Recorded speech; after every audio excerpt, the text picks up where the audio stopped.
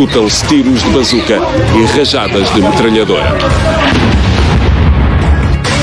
Circula a informação de que se trata de uma tentativa de golpe de Estado. O Palácio do Governo terá sido cercado por militares não fardados. Alguns membros do Executivo conseguiram fugir por um muro nas traseiras do Palácio. Surgem informações de que há mortos no interior do Palácio do Governo. Agora está havendo tiroteios para tudo quanto é canto aqui no Palácio. Está coberto de balas, só isso que eu sei. Um segurança aqui do nosso gabinete apanhou um tiro e já faleceu. O corpo está aqui ao lado do meu gabinete. A esta hora nada se sabe sobre o estado do Presidente, do Primeiro-Ministro ou de qualquer outro membro do Executivo. Circula a informação de que a ação armada é liderada pelo ex-chefe de Estado-Maior da Marinha, Buba Nachuto. A tensão dura cerca de 5 horas, até quando, pelas 5h20 da tarde, militares entraram no Palácio Governamental e ordenaram a saída dos governantes que estavam no edifício. Sabe-se então que o presidente guineense, Umaru Sissoko Embalo, o primeiro-ministro Nuno Gomes Nabian e outros membros do governo estão bem. O chefe de Estado e o chefe do Executivo dirigem-se juntos para o Palácio Presidencial, onde, pouco antes das 8 da noite, o Presidente da República fala à nação. Não fala a população em geral. Permanece sereno e como nas forças republicanas de defesa e segurança conseguir estancar esse mal, um eixo de mal, e que são militares que são esses. E tem também conivência, e tem a ver que no combate contra narcotráfico. E manga de gente que são esses, e gente que está sob investigação de narcotráfico. Ao longo do dia, a ação contra o Palácio do Governo é condenada pelo secretário-geral da ONU, pela União Africana, pela CEDEAO e por vários países, entre eles Angola, que preside a CPLP.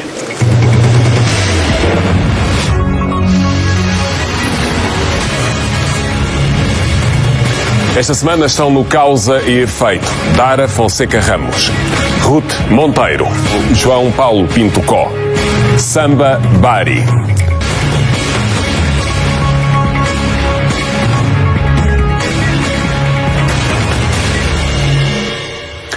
Bem-vindo ao Causa e Efeito. Uma vez mais, o som das armas aterrorizou Bissau. Não são ainda completamente conhecidos os contornos do assalto ao Palácio do Governo na última terça-feira. Quem esteve por trás, com que objetivo, além do anunciado pelo Presidente da República, que falou na aniquilação da liderança política do país, que estava reunida nas instalações do edifício em Conselho de Ministros. Depois de 4 golpes de Estado e várias intentonas, o risco dos levantamentos militares passou a fazer parte das expectativas de muitos dos cidadãos da Guiné-Bissau. Ainda assim, é sempre um sobressalto no país, mais ainda quando há a informação de pelo menos 11 mortos. É um caso, um episódio delicado e daí também as nossas condolências às famílias das pessoas que morreram neste caso, neste episódio em Bissau.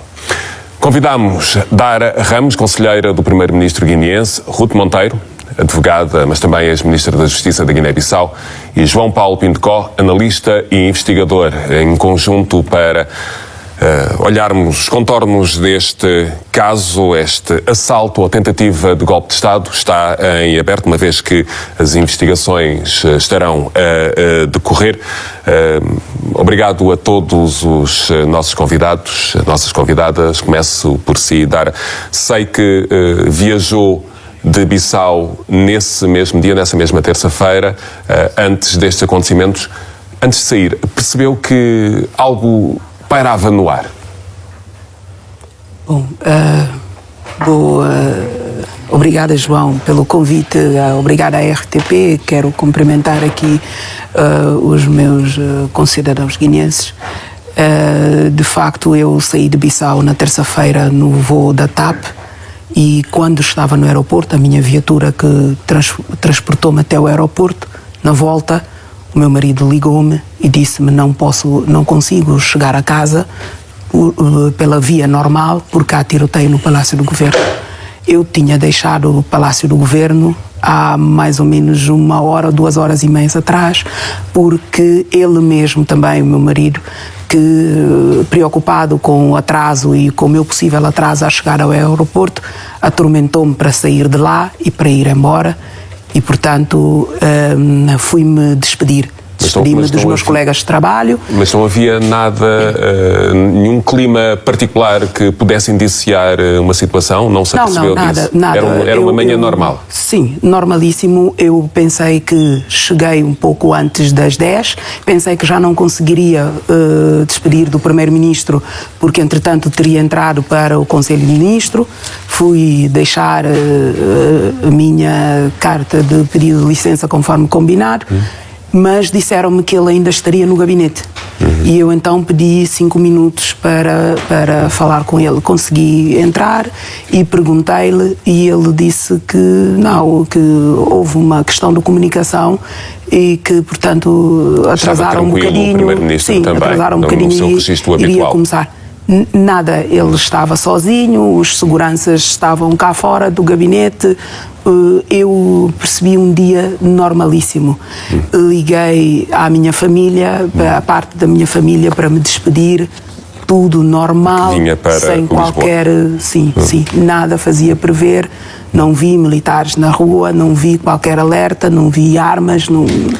Portanto, vamos tentar traçar aqui nem dizer um quadro que haveria daquilo mais personalidades ou mais pessoas. Não, era um dia normal. Era o que nós pretendíamos perceber de alguém que com acesso ao Palácio do Governo e que tinha acabado de sair nesse mesmo dia de Bissau. Ruth Monteiro, bem-vinda uma vez mais ao nosso programa.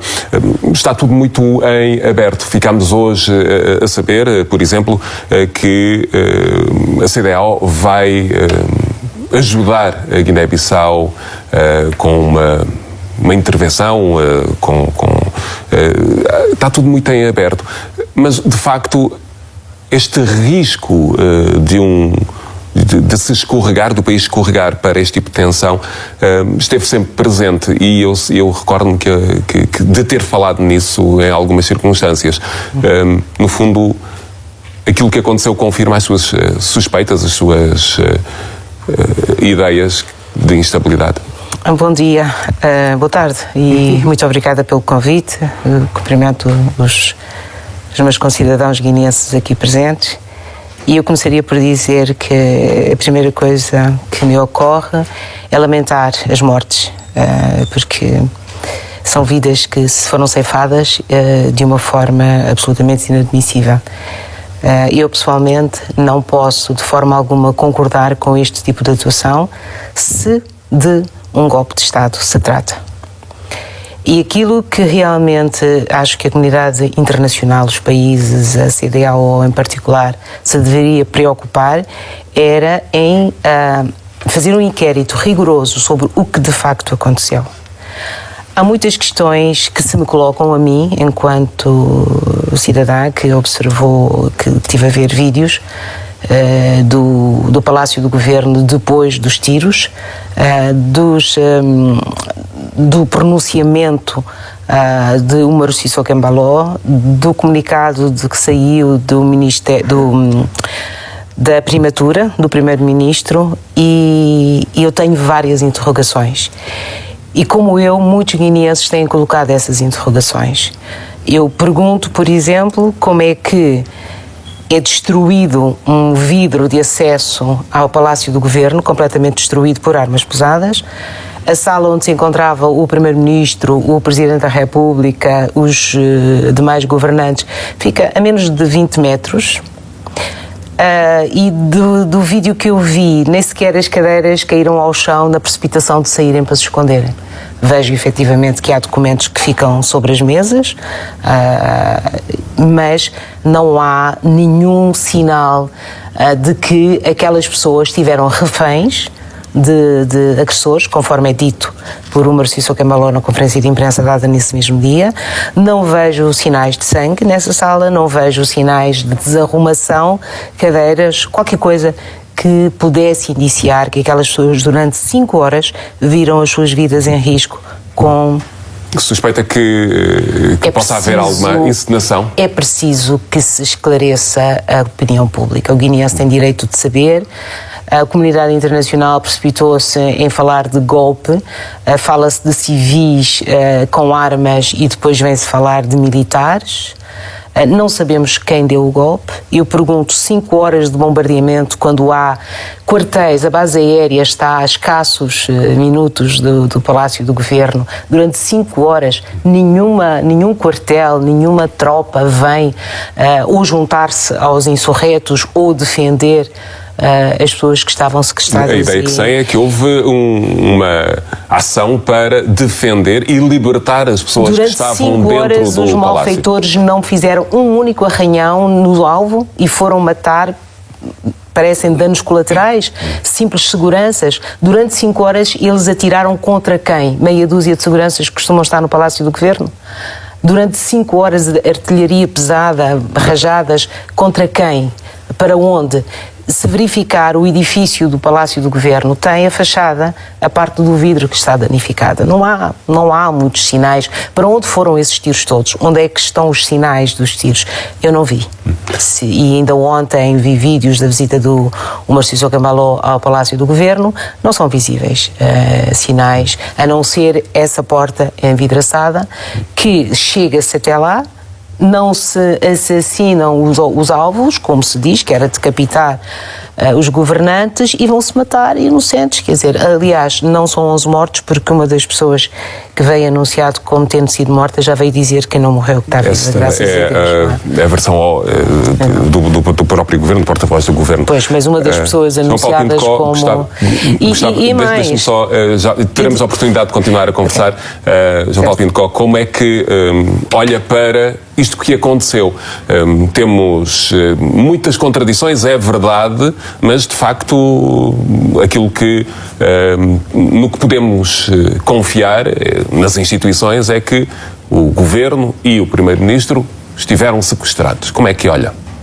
Muito obrigado, João, pelo convite mais uma vez. Cumprimentos aos meus conterrâneos guineenses. É sempre bom estarmos entre nós também a discutir os problemas da Guiné-Bissau. Os últimos sobressaltos no Palácio do Governo, que veio acontecer infelizmente no Palácio do Governo, que nem era para estarmos a discutir assuntos deste género. A Guiné-Bissau não merece mais uma vez, e nem tampouco a juventude guineense. Eu acho que o que ocorreu é inaceitável, independentemente do que vier a se concluir, se tratar de um atentado à vida do Presidente da República ou dos membros do governo, ou de uma tentativa de golpe de Estado. Quando se fala de um golpe de Estado, a meu ver, os perpetradores desse ato acabam por enveredar uma ação meramente amadora. Quando se fala de golpe de Estado, houve um ataque ao Palácio do Governo, onde havia o Presidente da República a presidir a reunião do Conselho de Ministros e onde havia também diversos funcionários do Governo e alguns cidadãos que foram lá atrás de alguns serviços. Houve esse ataque, não houve a tentativa de tomada, por exemplo, da rádio, da televisão, controle das fronteiras, etc. Para ser um golpe de Estado, habitualmente configura essas tomadas de força. Eu acho prematuro falar de um golpe de Estado. Eu não vejo características de um golpe de Estado. Então o que é que terá sido? Pode. Há que se fazer, há que tentar apurar a veracidade dos atos, se tratar de um atentado à vida do Presidente da República e dos membros do Governo. As características de um golpe de Estado acabam por ficar por trás. E as afirmações, as declarações dos governantes, do próprio chefe do Executivo, se quisermos assim, o próprio Presidente da República, a meu ver, quando preside o Conselho de Ministros, eu subentendo de que ele, naquele momento, é circunstancialmente o chefe do Executivo. Afirmou que se tratava de um grupo de narcotraficantes que estava a tentar pôr em causa a paz social e tentar repelir o trabalho que o governo vem fazendo contra o narcotráfico. Isso teria um lado mais criminal da situação, mas ao mesmo tempo o governo fala também da subversão, da reconstrução do Estado, no fundo, que é uma versão mais política, uma justificação mais política. Dá para perceber qual é que terá mais força? Veja bem, as afirmações do governo guinense vêm apontando para diversos lados, né? Ou narcotráfico, ou opositores políticos, ou os perdedores. É preciso que todos nós estejamos atentos, porque este incidente despertou diversos interesses de quase todos os quadrantes da Guiné-Bissau. Todas as franjas têm interesse em tentar saber o que realmente ocorreu no Palácio do Governo. Ou seja, até porque, as justificações até agora não satisfazem, pelo menos assim. Essa justificação veio acordar, na verdade, para mim, uma ressaca da campanha eleitoral. Há dúvidas em relação à oposição. A oposição, inclusive o PAGC, vem dizer de que há dúvidas sobre se tratar de um golpe de Estado. Mas a verdade é que, neste momento, há interesses de todas as franjas políticas em tentar perceber o que ocorreu no Palácio do Governo. Até porque, ao que me parece, há alguns meses foi declarado pelo governo da Guiné-Bissau de que a cidade de Bissau estava repleta de câmaras de segurança. Portanto, há elementos fortes do ponto de vista investigativo para se apurar de onde vieram esses assaltantes, quem são. E no Palácio do Governo, eu acho que também deve haver circuito interno de televisão que possa ajudar a esclarecer, sem falar de testemunhas neste espaço. Deixa-me passar a palavra a Daraf, porque tem esta proximidade ao Executivo. Quando se fala de que há uma teoria de uma construção de um golpe de Estado, Dara, como é que responde? João, eu tenho 40 anos. Vivi 21 anos desses 40 em Portugal.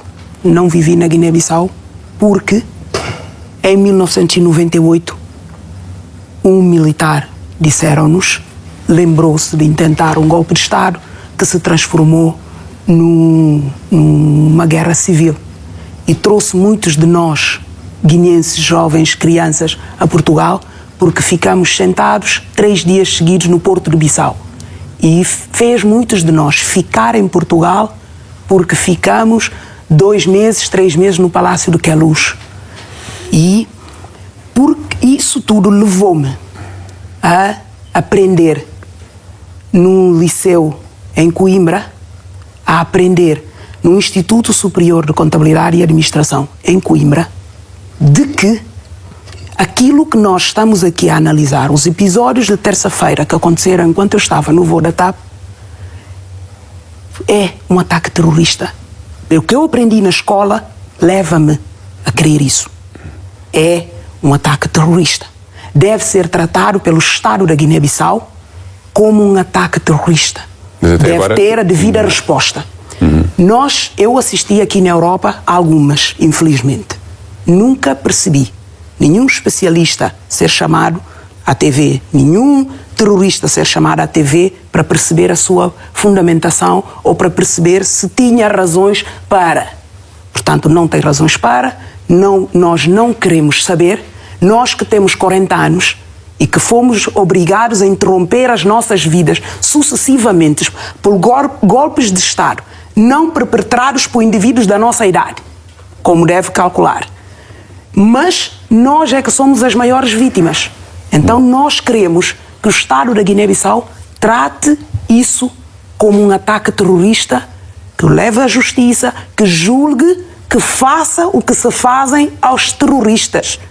Ninguém nunca condenou, ninguém nunca quis saber mais e mais. Se há necessidade de haver segredo de justiça, se há necessidade do Presidente da República não assumir o papel de delegado de comunicação do Ministério da Justiça, delegado de investigação, sei lá mais o quê, se há uma necessidade que não se faça, nós só queremos que se julgue e que se pare Mas para julgar é preciso fazer uma investigação. A investigação deve ser interna ou também deve ser chamado de alguma forma investigadores de fora para olhar para o que aconteceu? A Guiné-Bissau está inserido em várias organizações internacionais.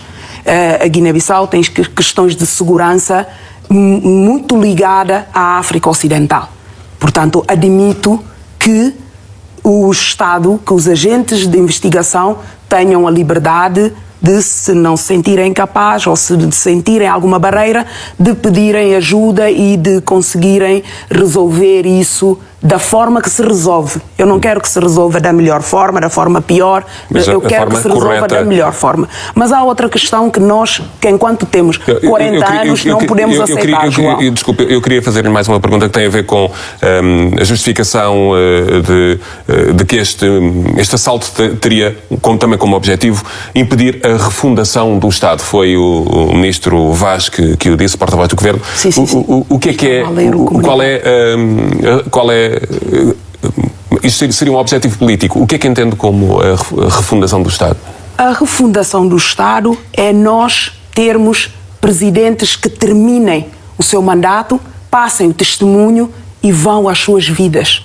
Como a refundação, exatamente, é as condições que estão criadas, que estão a ser criadas para que isso aconteça. A refundação do Estado é nós termos forças armadas republicanas nos quartéis que, quando sentem um ataque a algum edifício ou a algum agente do Estado, que se mobilizem. Agora. Exatamente, que se mobilizem. Agora. Sim, senhora. Então, a refundação do Estado é capacitar-nos em termos de segurança e em termos de meio para defendermos o nosso Estado. A refundação do Estado é não dar espaço ao narcotráfico, e o espaço que tinha é retirar. A refundação do Estado é fazer o Estado da Guiné-Bissau ser superior aos partidos políticos, inclusive aquele que o fundou. É fazer o Estado da Guiné-Bissau ser lei para o PAIGC. É necessário, porque em novembro de 2008 o PAIGC já nos tinha vindo com a tese de invenção. Em novembro de 2008 vieram-nos com a tese de invenção porque o então presidente eleito Nino Vieira elegeu-se de forma independente, fora do PAIGC. Não gostava de lhe cortar a palavra. Ele morreu a 2 de março de 2009. Não gostava de lhe cortar a palavra, mas tenho mesmo que fazer, porque o nosso tempo... no mesmo sítio onde tinha inventado um ataque. O nosso tempo não estica, e ainda queria escutar Ruth Monteiro para questionar relativamente a estas várias versões que acabam por justificar, da parte das autoridades, a questão de ordem política, a questão de ordem criminal. Imagino que, como jurista, fique também um pouco perdida, e pergunto-lhe se fica perdida nestas justificações.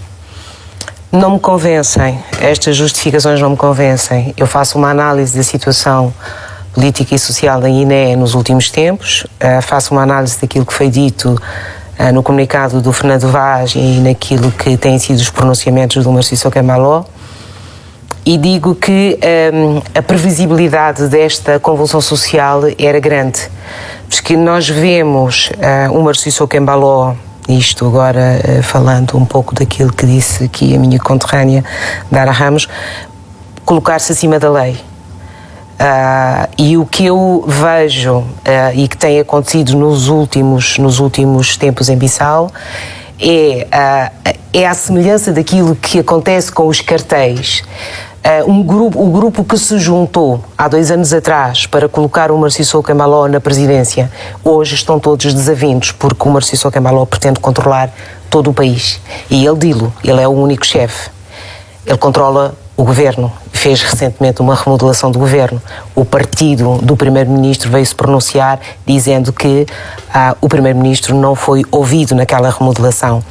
O primeiro-ministro depois veio dizer, mas já nos reconciliamos. O primeiro-ministro é desautorizado, é humilhado, é publicamente perante toda a gente. Isto é um confronto. Isto só para explicar a questão do essa questão de base justifica para si aquilo que aconteceu na terça-feira? Se eu lhe disser tudo o que acontece à volta, tudo o que é a instabilidade social na Guiné neste momento, provocado por o Narciso Cambaló, se calhar compreende-se que tenha havido isto que aconteceu na terça-feira, que que era previsível que isto acontecesse. O que não é previsível e o que não sei é se pode chamar a isto um ato terrorista, se pode chamar a isto um golpe de Estado.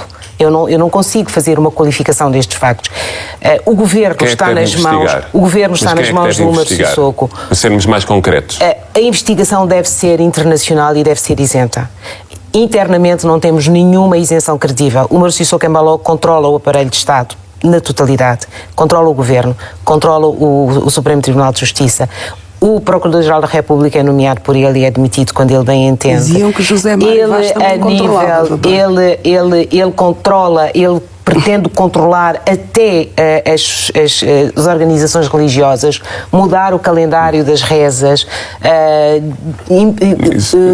entendemos onde quer chegar. Portanto, tudo isto, o Brahima Camará, que eu saiba, não pode regressar a Bissau porque ele ousou criticar o Umaru Sissoko Embalo.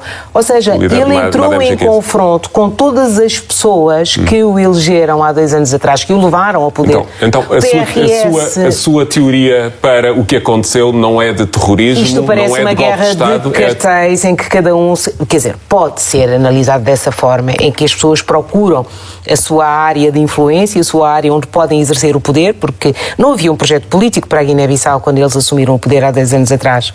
Havia interesses que se veem que hoje não são convergentes. Nós temos mesmo que terminar. Por isso é que acordos feitos a sua teoria qual é para aquilo que aconteceu? Secretamente, entregando o nosso petróleo e os nossos recursos naturais ao estrangeiro. Nós temos agora a polícia, militares estrangeiros a entrarem na Guiné-Bissau sem se ouvir o Parlamento, porque houve isto na terça-feira. Entendemos, mas não temos mais tempo. Procurava então a resposta àquela que seria a sua teoria para aquilo que aconteceu. É preciso um inquérito e que seja internacional.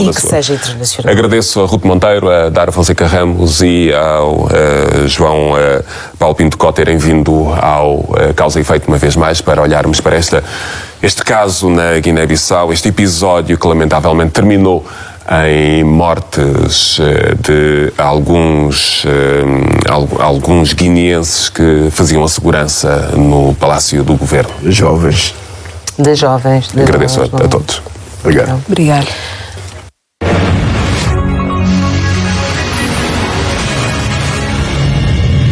Mantemos ainda na análise aos acontecimentos de Bissau, desta vez para colher uma perspectiva histórica sobre os golpes de Estado neste país. Foram 4 desde 1980, ao que se acrescem várias intentonas. É nosso convidado Samba Bari, escritor e investigador, tem trabalho publicado sobre os levantamentos militares e as suas consequências. Bem-vindo ao Causa e Efeito. Como justifica que o país, a Guiné-Bissau, tenha passado por tantas vezes por este tipo de episódios?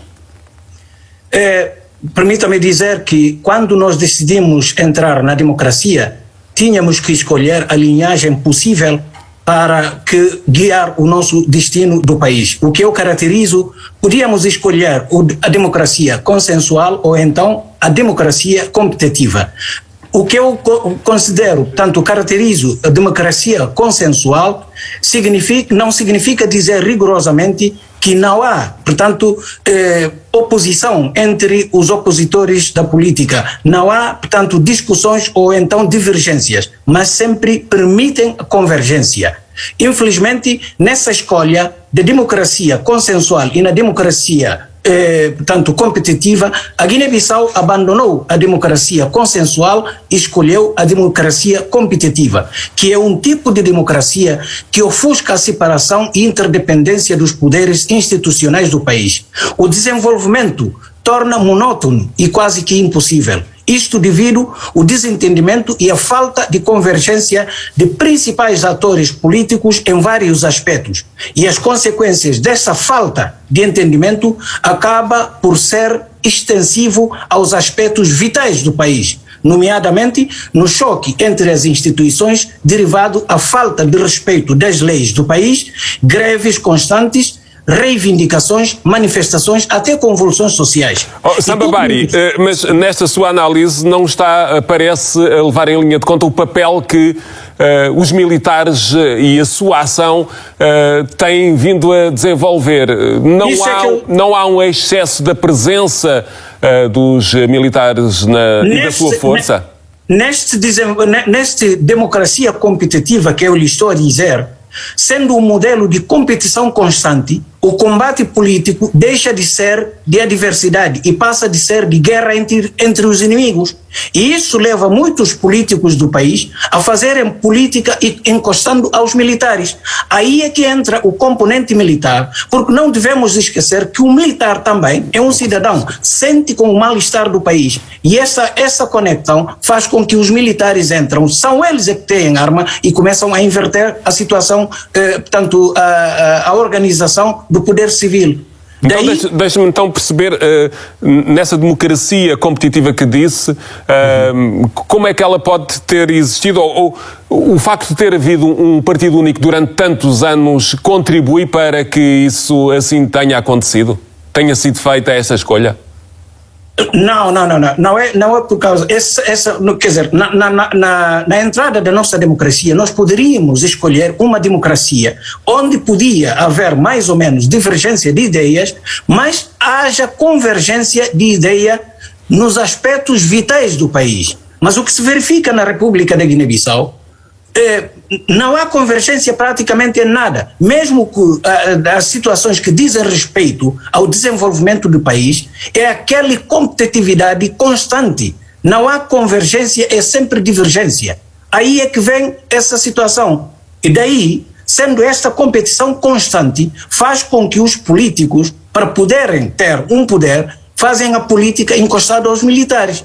E para subverterem a ordem constitucional, claro que um civil não consegue fazer isto. Para que haja tanto possibilidade de subversão e de haver golpe, tem que haver armas. E essas armas, quem o tem, são os militares. Portanto, então, os militares acabam por ser sempre aliados deste modelo de democracia que diz que a Guiné-Bissau acabou por escolher. Mas não são os militares eles próprios também um ator por si? Não são, podem, eu sei que eu disse, essa competitividade constante a nível político que fazem com que, para que esses tenham força, encostam-se, fazem uma política, mas encostado aos militares. Portanto, os militares, não vamos esquecer que os militares também são cidadãos, têm sentimento em relação ao país e sentem-se com o mal-estar do país. E daí, se sentirem qualquer coisa e se tiverem conexão com os militares, com o poder civil, claro que a partir daí é que é possível viabilizar um golpe de Estado. Só os civis não conseguem o fazer. Sababari, de alguma forma, aquilo que é a realidade da Guiné-Bissau neste momento está presa a este conceito. Há uma maneira de mudar, há uma maneira de evoluir e de passar por outro tipo de democracia? Para passar outro tipo de democracia é de mudança da mentalidade. Mas, João, deixe-me dizer que a mudança da mentalidade não é de um dia para o outro. A situação que está a enraizar dentro do país é muito forte demais. É preciso sabermos que a paz não é só a ausência de guerra. Portanto, e a violência não só começa quando as pessoas levantarem as armas.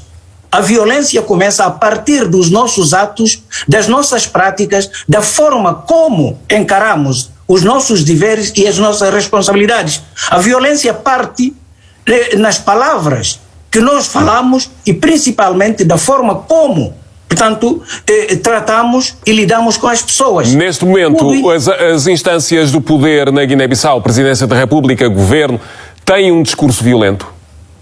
Com certeza. Para quem acompanha a política da Guiné-Bissau, sabe que todas as lideranças políticas, todos os poderes políticos têm discursos que de facto não abonam num entendimento entre a conjuntura política.